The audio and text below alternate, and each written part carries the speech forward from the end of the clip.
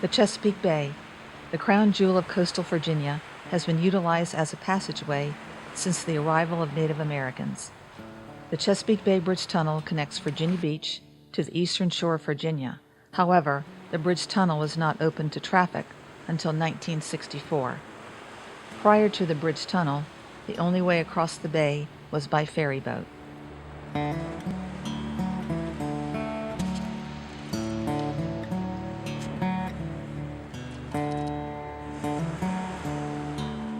This is the story of the Virginia Ferry Corporation, the reason the Chesapeake Bay Bridge Tunnel was built. What I did for the Virginia Ferry Corporation, I started work April 11th, 1950 as ordinary seaman on the motor vessel Northampton. We were running out of Cape Charles. In June, the marine terminal opened up at Capt. The Northampton was tied up because the other boats were taking care of the traffic. I was laid off, I think it was 12 days. When I was called back to the Pocahontas as ordinary seaman. So I went aboard at Capt. And the mate was Bernard Sadler. He was a Matthews Countyman. Captain Ernest Ewell was captain. So when I walked on the boat, I told the mate who I was and what I was there for. He said, well, stand right over there by the telephone. He said, when we leave the dock, follow me on up Pilot House. So I did, and Captain Ewell, he was standing at the window, standing on the transom looking ahead. They were headed down to go around the south end of the ships. When they hauled around, got on course, he turned around, he looked at me. Captain Ewell was a little bit tongue-tied. He said, Bernard, son, he said, is this your boy? He said, no, Captain. Said, tells me Captain George sent him on here as ordinary seaman. Well, the old man, he stepped down off the transom. He come over and grabbed me by the arm, spun me around a couple of times. He said, son, I don't know about you. He said, you're not very big. He said, not much ass in them pants. And he said, this is a big boat. He said, we have that big hawser on there. Well, I just knew he was going to put me off, and I needed the job. I said, well, I can do anything that anybody else can do on here. He said, well, son, he said, I'll try you for a little while. So if you think I didn't put out, I did. And as time went on, where I was youngest in the crew and ordinary seaman too, you had ordinary seamen, you had ABs, quartermasters, mates, captain. So I had to take a car check leaving the dock. Write down what state they're from and how many from each state, whatever. So when I take it up Pilot House, sometimes it took me a little longer to go around than it did others, depending on the load and how they were parked and whatever. And the quartermaster on there, which later became captain, was Captain Bill Parks.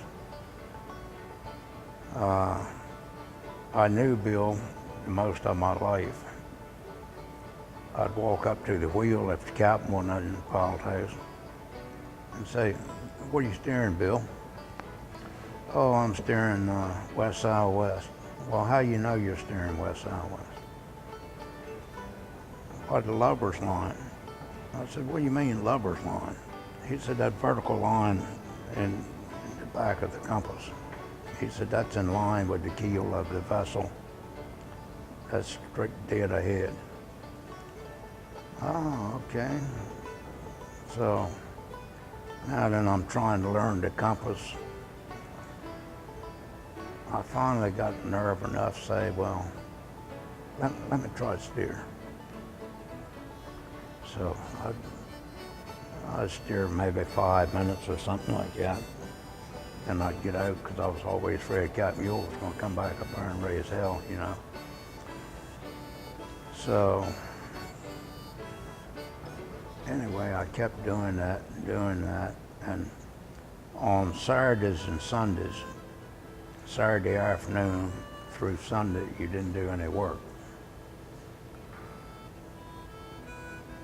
And every time I'd bring car check up, I'd say, let me steer. Let me steer. And eventually Capt Mule comes up and I'm steering. Well, he walks right over to the side and looks out the after window where he can see the course line.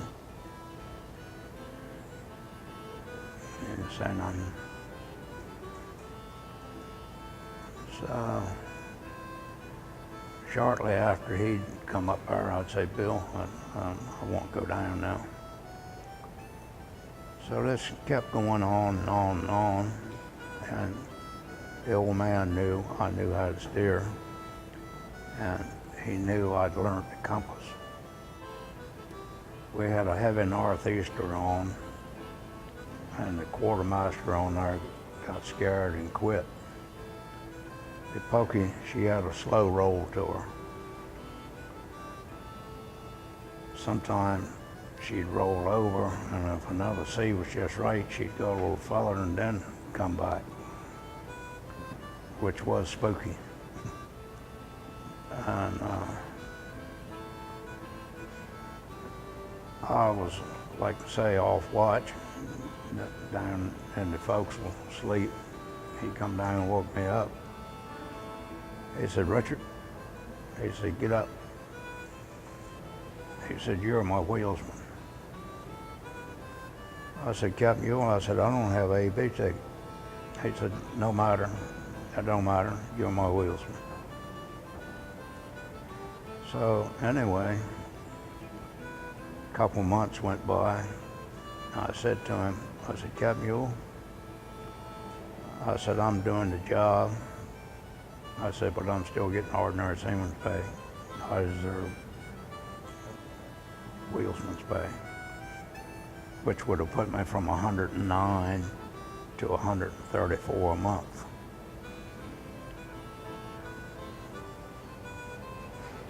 He said, son, I can't give you wheelsman's pay. I said, you don't have the A/B ticket.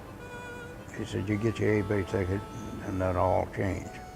Well, I had like 6 months to go before I was qualified, had enough time. You had to have 18 months on deck to set for an A/B ticket.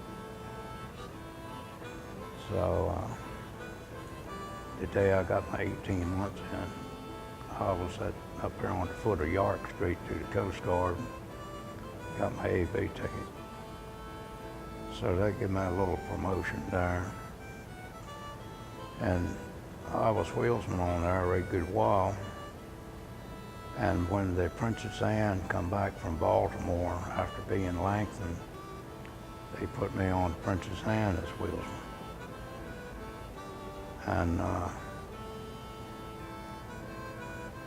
I started studying for license and got my first class pilot's license.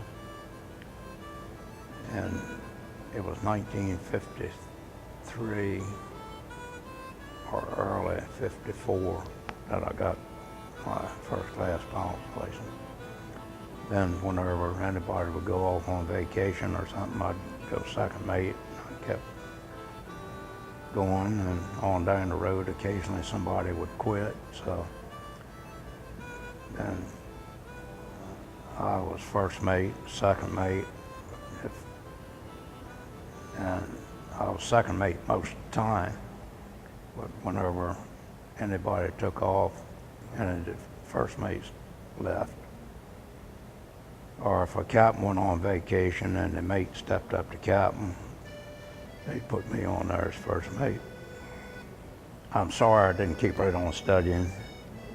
Now, I've done all this on my own. I never went to navigation school ever. When the ferries moved up in Delaware, The only deck officers they took was guys that had their master's license. Capt Evans, which was port captain up there, he was captain here in Virginia when they were on Chesapeake. I sailed with him quite a few years. He was port captain up in Jersey, and I was on the bridge tunnel. The bridge tunnel, before the ferries tied up, where I wasn't going up with the ferries, they sent me to Virginia State Police Training School over in Richmond. And after graduated from there, we were riding with Norfolk and Virginia Beach Police, getting experience. So when the bridge tunnel opened, the day that the bridge tunnel opened in 1964, in April,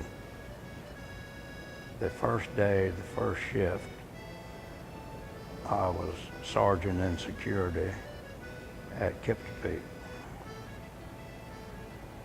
And I didn't like my work. Capt. Evans had been calling me. I lived in Wills Wharf. Capt. Evans calling me, Richard, what days you off this week? I'm off Thursday and Friday. Well, you come up here, I'll give you first mate's pay. If you go on the Princess Anne or the New Jersey, she was up there. Cable map, his nerves are all to pieces. Go on there and do the boat handling for him.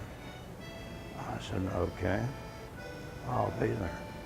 Well, I kept going and going and going, and I'm getting my trips in back and forth, my nighttime trips also, because you had to have so many trips of daylight and also night to set for extension of route. So when I got my time in, I took a day off. In fact, I took 3 days off from the bridge tunnel. I went to Philadelphia, Custom House, and set for my extension of route. I got my license. When I come out of Custom House, I called Capt. Evans, told him I had my license. He said, well, I got a first mate's job for you. I said, all right, let's lay things on the table. Don't cut no corners with me. I said, is it a permanent job or is it just summertime? Permanent job. I said, well, when you want me to start? He said, well, when can you be here? I said, well, I got 4 more days at work this week, and it'll be my last day with the bridge tunnel. I'll set up when you want me up there a little later on, but I said it'll be in the next 5 or 6 days. So that's the way it was. And after I got up there, it was a lot of new guys that I'd never seen, didn't know. In fact, I had worked 4 days, which I knew everybody up there then, the first 4 days I worked. But then a strike come, which I went off with them too. I mean, these guys I've known almost all my life, a lot of them. So I think I was off 22 days. And Capt. Evans called me, wanted to know if I wanted a second mate's job. Well, I was first mate when this happened. I said, yes, sir. I said, I'll take it. So I wasn't back long before I was back to first mate, because a lot of them new guys, they couldn't take the strain, they left. So one of the new people that was employed there was one of the retired Delaware River pilots, Captain Ken Miller, which was a nice fellow. He'd been on the boat for like 12 days straight. And he come to me, which he didn't know me, and the captain didn't know me either. I just kept my mouth shut when I was on there, done my work, let it be. He said, do you think you could handle the first mate's job for a couple of days? He said, I need to go home and get a clean shirt. I said, Mr. Miller, I said, yeah, I think I can do that. Well, he didn't know that I'd been on them boats for years and years down here on the Chesapeake. So Stanley Hopkinson was captain on there. It was on the New Jersey, which was the Princess Anne. So the first day I come up on watch after my lunch, Captain Hopkins said, Mr. Mate, he said, do you realize that first mate handles the boat after midnight? I said, yes, sir. Well, we were coming in Lewes, and he said, you want to try the docker? I said, yes, sir, I'd like to try. Well, these new guys, they didn't know no better. The end of the ferry dock, here's number 1 bridge, here's number 2 bridge. When they come in around the ferry breakwater, they get the quartermaster to steer directly for the end of the dock. They'd come up there and kill her dead in the water and work around with the engines, which was a lot of time it took. They couldn't run a schedule, save their heart. So, like I say, Captain Hoppy, he said, you want to try the docker? I said, yes, sir, I'd really love to. Well, I had a boy, he wasn't a boy, the man. He was from North Carolina. Name was Manio. Everybody called him Manio. His name was Ronald Gray. So when I come in by the west end of Breakwater Harbor, Breakwater, pulled her up on a half bell, run on up, got up there to ferry Breakwater. Well, they wouldn't let them wheelsmen put a spoke of rudder on, not unless they told them. I said, Bo, I said, you know how I want to go in there, don't you? Wind was about west-southwest, about 10, just a good docking breeze. Yes, sir. I said, so when we got up to ferry Breakwater, I started hauling to the right, stopped the port engine, come up slow ahead on the starboard. He come right on around for the water tank here in Lewes.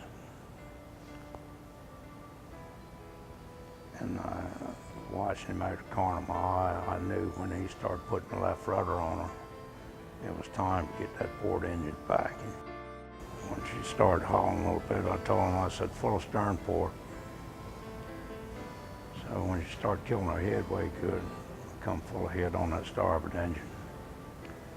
And she was turning and moving her head all at the same time. And she come up and stopped right on a pivot point off the end of that dock. I said, stop port. When she got around pretty well parallel, I had the starboard engine back and full. I said, full of stern port, midship.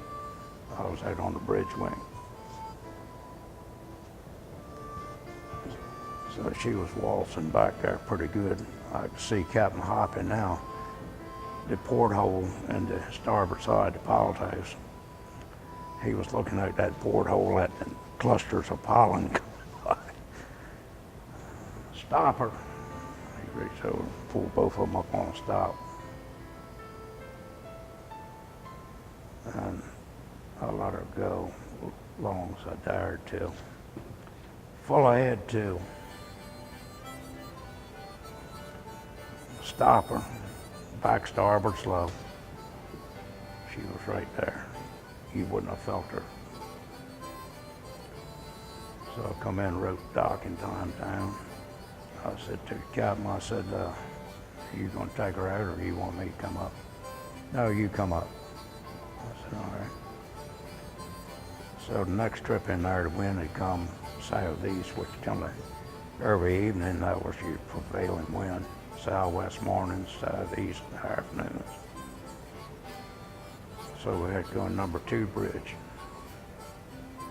So more or less went in there the same way. When I walked in off the bridge wing, right docking time down, Captain Hoffman stuck his hand out. He said, Mr. Mate, I want to shake hands with you. He said, where did you learn to dock a boat like this? I said, well, Captain, I said, I've been on these boats for years, and it's not my first rodeo.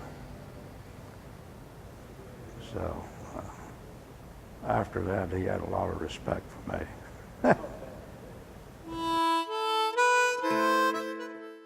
The most memorable ones is the Ash Wednesday storm in 1962. I was quartermaster on the Princess Anne, and it was ground swells like I'd never seen before in the Chesapeake Bay. And we had heavy wind also. The mate and myself, the mate was Winston Budd, boy from Hunting Creek up on the shore here. We were looking at the Big D, or he was. I was trying to watch what I was steering, trying to keep my course best as possible. He said, Dick, he said, look at the Big D. I said, Dick Young, if she's turning over. And she did. That was the pile driver. She come off her, and the boom broke, and we seen 2 men climbing up that to get out of the water, get away from the water best they could. And we called the Coast Guard and told them, and they sent a helicopter and picked those 2 men off that boom. That's one of the most memorable. And Horseshoe Bar, if I remember right, had 18 feet of water on it, and ground swells were capping in 18 foot of water, so that'll tell you they were right good size. And like I say, we were taking a beating, and the only time we could go into the dock would be on low water because the tides were so high. The guardrail was up above the pilings, and we'd be trying to haul the ship up. Captain Belote sailed on the Delaware Bay with the Cape May-Lewes ferry from October of 1964 to March of 1971. That same month, Captain Belote took a job as first mate on the pilot boat Philadelphia as he trained to be the captain. The pilot boat Philadelphia would wait offshore with pilots waiting for ships to arrive to be guided up the Delaware River to ports in Delaware, Pennsylvania, and New Jersey. In the fall of 1971, First Mate Belote took over as captain of the Philadelphia, where he remained until the boat was retired in 1978 due to the condition of the bottom plating. Captain Belote's job was then moved to a land-based old World War II lookout tower at Cape Henlopen. The pilots would wait to be dispatched by a small pilot boat from the old Coast Guard station next to the ferry terminal in Lewes, Delaware. He continued in this position until March of 1998 when he retired. The pilot boat Philadelphia, which was formerly the Coast Guard cutter Mohawk, had a storied history during World War II. After she was retired by the Pilots Association, she became a museum in Key West, Florida. In 2012, the Mohawk was sunk off the Fort Myers, Florida coast as an artificial reef.